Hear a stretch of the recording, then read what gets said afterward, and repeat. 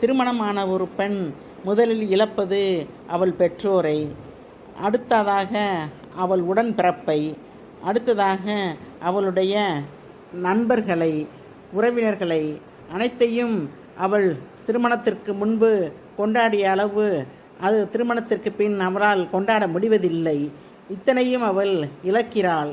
எதனால்? இத்தனை பேரும் தனித்தனியாக காட்டிய அன்பை தன் கணவன் மூலமாக ஒட்டுமொத்தமாக கிடைக்கும் என்ற நம்பிக்கையில். ஆனால் எத்தனை ஆண்கள் இன்று அந்த பெண்ணிற்கு தாங்கள் தாலியிட்டு கூட்டிக்கு வந்த அந்த மனைவிக்கு இந்த அனைத்தையும் இந்த உறவுகள் கொடுக்கின்ற அத்தனை நிம்மதியையும் மகிழ்ச்சியையும் அந்த பெண்ணுக்கு கொடுக்கின்றார்கள். யோசித்து பாருங்கள். அவ்வாறு கொடுக்க வேண்டியது அவர்கள் கடமை அல்லவா? கடமை